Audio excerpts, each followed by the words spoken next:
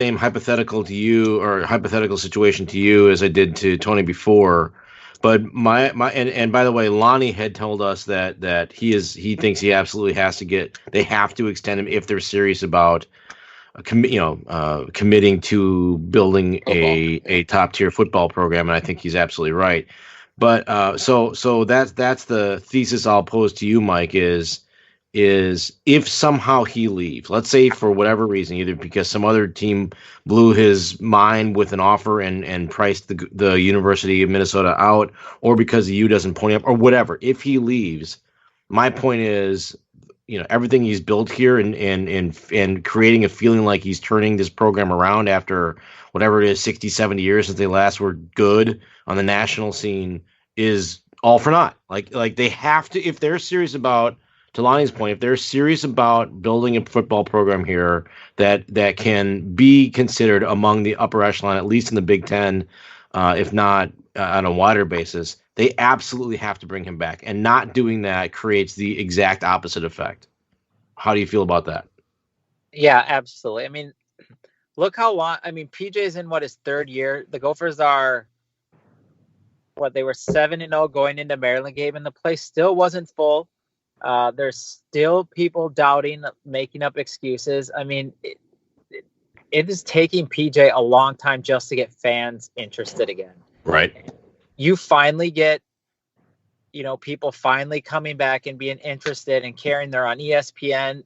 There's like me. I'm more excited about the Gopher football than I am the Wild right now. Right. And to have him leave would just be detrimental to the program. Not to mention, I don't think they could recover. They couldn't recover from it. I agree. I mean, they would just be dead. I mean, you might as well not have a football team anymore. So I guess that brings up the question though of what would keep them out of a big enough offer to keep him here. You know what I mean? Like what, there is a price at which I would imagine the rest of the university would say, no, we're not paying that for a football coach. So Coyle's got to sell his athletic department as much as anything up the management pool, up the chain of command, and they're signing off on paying PJ whatever it takes to keep him. Is really a statement about the feeling toward athletics overall, isn't it? Without a question. I mean, I think the hurdles that I guess following the program as closely as I have, the new president is on board. It sounds like Coyle is on board. The Board of Regents, who the president reports to, and the Board of Regents is appointed by the state government of Minnesota. The Board of Regents has a few people that just don't think that athletics should play that prominent of a role. And it's, from what I gather, it's not enough to keep them from paying PJ, but it's enough to get the squawk box going, essentially. So I don't know that there's a huge hurdle, but it would be the Board of Regents if there is a hurdle. So, all the more reason why he's got to get in front of it, because you have the toughest 2 games of the season left on your schedule, and I personally feel like, I mean, I guess let me ask you, you guys are more invested in the team this season than I am, Mike. If they lose, Penn State and Wisconsin, and even let's just say they beat Iowa and Northwestern, but they finish 2-2, but lose to the two big teams left in the schedule, it's still a successful season, isn't it? They finished 10-2. That has to be a successful season. To me, yeah. I mean, absolutely. That's, this rebuilding this stuff takes time. I mean, every draft or every recruitment class has been getting better, and they've proven that they're just getting better and better each year. So, I mean, a lot of people went into this season thinking, 8, even 9 wins would be a successful season. Yeah. They're 8-0. So, they've brought, national attention. They're ranked 13th as of today with the new AP poll. The first time since, in the last 1 or 2 decades. So, I mean, it's a successful season, and they need to keep PJ around. Not only for that, they need to resign him, because if I'm a recruit, I'm worried that he's going somewhere else. Right. Honestly. I mean, yeah. I'm worried, is he going to be there the whole next 4 years? The recruits will follow him, though. I mean, it's just how recruiting is. I don't. They're committing more to PJ than the U. This is true, but if he leaves for a big time school, they're gonna be able to easily find more big time players to commit there. Yeah, that's fair. But that underscores what we've all said here, and Lonnie from afar, that if they don't keep him, if somehow he leaves, it's devastating for the program. No devastating. Question. I mean, that's not to say they're right now. They're at a point right now they could win one more game and people still think it's a successful season. Like if they beat Northwestern, as a diehard fan, I'm still going to think it was will I be a little disappointed? Sure, but is it a step in the right direction? No question. Like Iowa at Iowa, it's going to be a night game. Iowa always gets night games. They're going to do a blackout or a whiteout, whatever the hell they call it in Iowa, and that's a tough place to win. Even the best Gopher team we've seen in years, it's a tough place to win. So if they go 1-3, it's still a good end of the season. It's still a step in the right direction for PJ. Is it as good as it could be? No, but it's still a positive direction, And sure. If the U doesn't see that and extend him at this point, they're playing with major fire. Yeah, or they're just saying that they don't care. I mean, which I guess is fine. That's their prerogative, but other actions don't support that. I mean, the Athletes Village and all. I mean, like the stadium, so if they care and that's how I would be selling this if I was Coyle to the board is if we don't do this, in other words, pony up the money to keep this guy around at this point, then we've just pissed away all that money that we spent and borrowed on those other projects, and you're giving a mixed message that people are going to assume that, or they're going to side on the side of the mix that is they don't care. I mean that's just the way it is. Yeah, and again, I've heard, and I don't know if this to be true. I don't have any reason to doubt that it would be true from the beat writers and stuff that I've heard it from.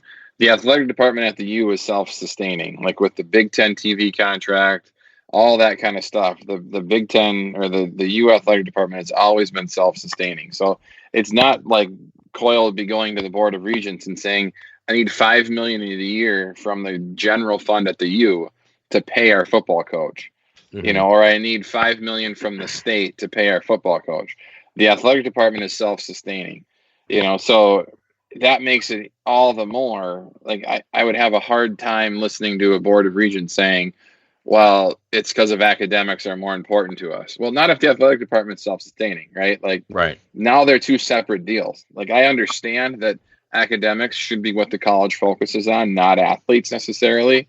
But if your athletic department is self-sustaining, that's a moot point. Like, now it's just you guys don't care about football.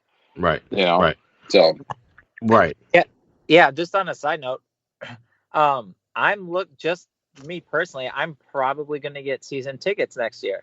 If PJ's not around, that's not happening.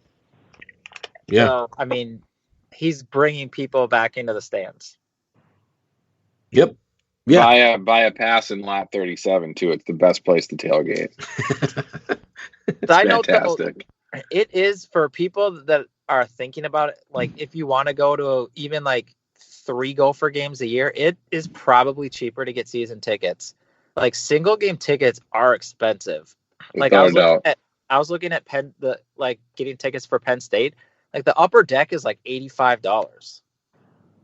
It's more expensive than a Wild game. Yeah. Wow. Yeah. And all right. Well, exciting stuff here. And that's one thing. Like, when people talk about the place not being full, 100% one of the reasons why their ticket pricing is whacked. Well, single game tickets are dead, are crazy. Yeah, they already made that an issue at Mariucci as well. I mean, years ago.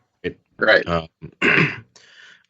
So that tells you that they're getting money out from another. They're getting revenue from another source, right? Big Ten TV. Yeah, exactly. Like, it's bonkers. Yeah, exactly. But I don't know why you don't go the other way if that's the case. If you're making your money before any individual walks through the turnstiles, then why not bring your prices down so you can have a full building? I don't get that from a marketing and pricing standpoint, but I'm sure they have a reason. I just don't know that I would think that's a good reason. So, but especially with Fleck too, like if Fleck wins these next 2 years and you get people hooked into the tailgating and into the experience and a winning top 15 team, then you start bringing the prices up.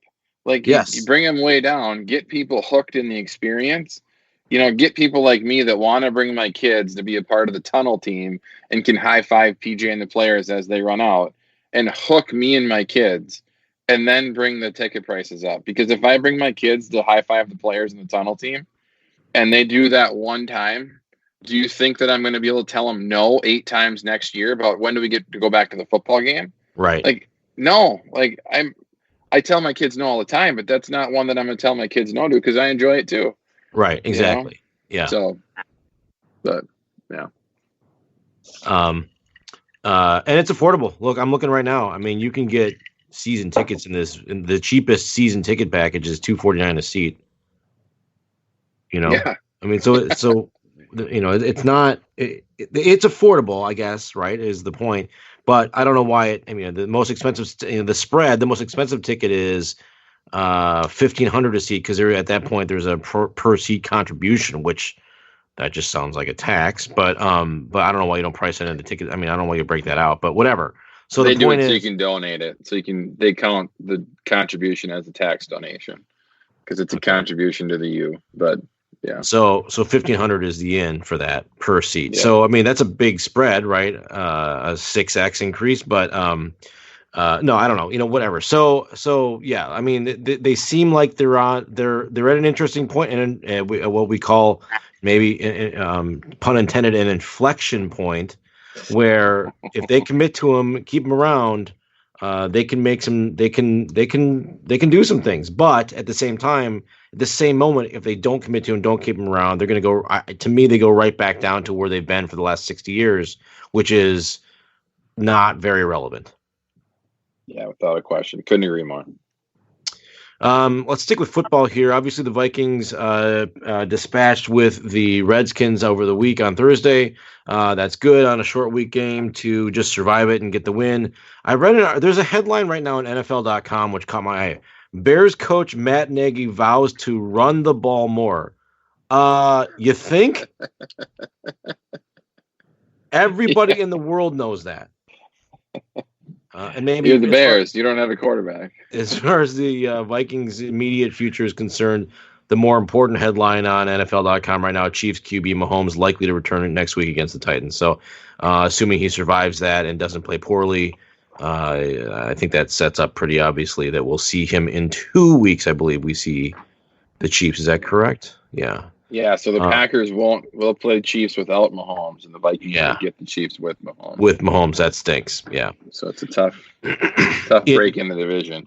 Yeah, for sure. All right. So the only other thing about the Vikings that I mean, whatever, is that Kursk gets arrested last night, right? DWI weapons, or maybe not last night, but weapons charge, and this is their other than their bye week, their second longest break of the season after the Thursday night game, so 10 days roughly till between that game and their next game.